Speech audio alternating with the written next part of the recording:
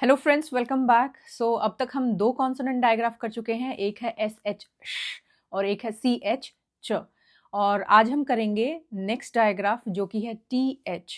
सो जब हम letter T और एच को एक साथ लेके आते हैं तो इससे जो साउंड बनती है वो होती है द, और इससे एक और साउंड बनती है वो होती है थ।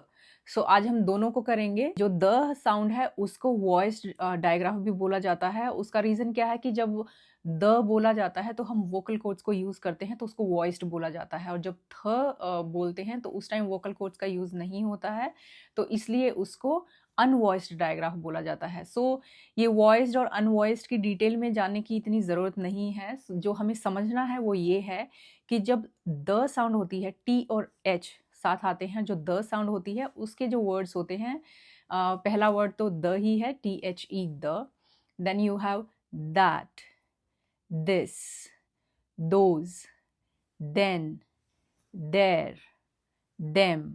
और ये वर्ड के एंड में जब आता है एज अ एंडिंग डायग्राफ वो होता है with।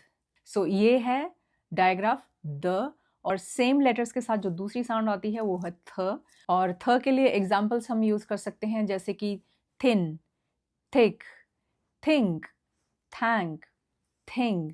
सो यहाँ पे थ से वर्ड शुरू हो रहा है, और जहाँ पे ये वर्ड के एंड में आता है जैसे कि tooth, bath, math, sloth, mouth, north, south. So ये कुछ एक एग्जाम्पल हैं जहाँ पे टी एच एंड में आता है और इसकी जो साउंड होती है वो होती है थ। थ। नेक्स्ट डायग्राफ है पी और एच। जब दोनों लेटर एक साथ आते हैं वो बनाते हैं साउंड फ। और इसके लिए हम एग्जाम्पल्स यूज़ कर सकते हैं, जैसे कि फ़ोन, फोनिक्स जो हम सीख रहे हैं, फोनिक्स।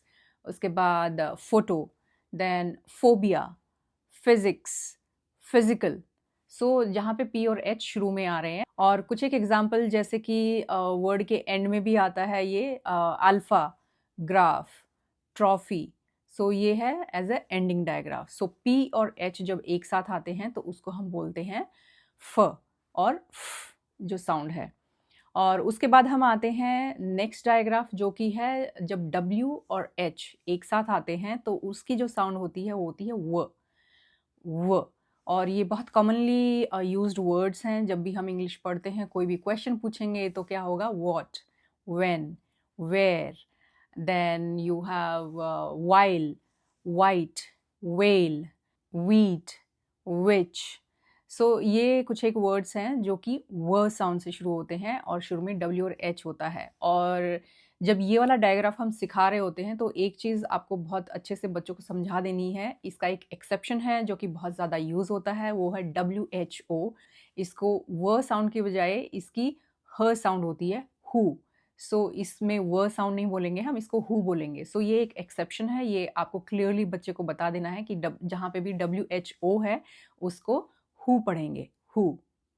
सो ये थे आज के लिए डायग्राफ जो कि हमने किया है T H the, T H थ, पी एच फ और WH व। सो आज के लिए इतना ही। आगे के जो डायग्राफ हैं वो मैं आपके साथ नेक्स्ट वीडियो में शेयर करूँगी। Till then, bye bye.